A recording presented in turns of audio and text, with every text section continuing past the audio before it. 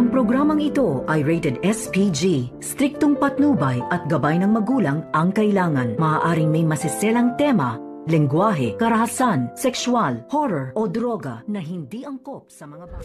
Walang hiya ka, Moira. Hindi mo na ginalaw yung padasal para kay Papa. Dito mo pa pinili maglasing. Get? Mas nadagdagan nga itong galit ni Giselle nang makita niya itong si Moira na lasing at nagmaoy dito nga sa Apex Hospital. At sinabi nga ni Giselle dito kay Moira na hindi na daw ginalang ang padasal niya dito kay Don Pepe sa agarang pagaling. At sinubukan naman ni Moira na nagpapaliwanag siya dito kay Giselle at nagsisinungaling nga ito na hindi daw siya nakainom. At nakita ni Giselle itong isang bote na mineral water at inamoy niya, yun pala ay alak ang laman. Kaya sinabi ni Giselle na kinakailangan daw umalis itong si Moira dito sa Apex Hospital. At dito naman na nagpupumilit na manatili itong si Moira dahil kailangan daw siya dito sa padasal na ito at hinahanap daw niya itong si Robert. At wala na ngang magawa itong si Moira nang hawakan na nga siya dito ni Giselle at kaladkarin palabas ng ospital. At dito naman na tinitingnan itong si Moira at Zoe. At banta pa itong si Giselle na kapag lumabas na ang resulta ng fingerprint dito ni Zoe at Moira. At kapag nalaman daw niya na may kinalaman itong dalawa ay hindi daw niya ito sasanduhin. At titiyakin ni Giselle na makukulong daw talaga itong si Zoe at itong si Moira. At hindi na nga nagkamali dahil maya-maya nga ay dito tinawagan itong si Giselle at sinabi na mayroon na ngang resulta at kinakailangan na magpunta itong si Giselle dito sa presinto upang makita at malaman ang resulta ng fingerprint dito ni Zoe at ni Moira.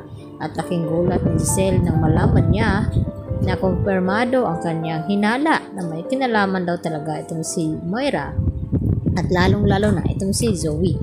Kaya pilit na pinaamin ni Giselle itong si Zoe na kung bakit nagawa niya na nakipagsabwatan dito kay Moira at tinakot na kapag hindi siya magsalita ay tiyak na makukulong siya kasama itong si Moira at wala na magawa itong si Zoe kundi aminin dito kay Giselle na kaya niya nagawa yun dahil nalaman nga ni Don Pepe na hindi siya ang tunay na anak dito ni RJ at ang kanyang tunay na ama ay walang iba kundi itong si Carlos. At hindi naman makontrol ni Giselle itong kanyang sarili kaya nagawa niya saktan itong si Zoe at maya-maya din ay dumating itong si RJ at itong si Annalyn. At pati itong si RJ ay nagalit ng husto kay Zoe na kung bakit sa tagal ng panahon ay nagawa niyang lukuhin sila at paanong nagawang saktan din ni Zoe itong si Don Pepe. Yun pala ay hindi nila kadugo ito. At dito rin na sinabi ni Annalyn kay Zoe na matagal na pala niyang alam na hindi siya kapatid nito at hindi siya ang tunay na anak nito ni RJ. At pinapatagal pa niyang sabihin at malagay pa sa peligro ito ngang si Don Pepe ngayon na siya ang dahilan itong si Zoe na kaya kumatos itong si Don Pepe.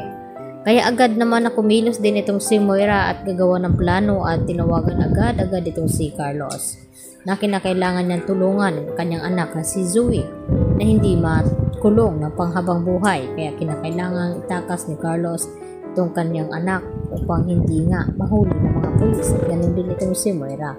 Kaya magtulong-tulong na nga itong tatlo at kasabay dito ay ang ating abangan na parating itong anak daw ni Giselle. Yan lang po at maraming salamat sa inyong pananatiling panonood dito sa aking channel.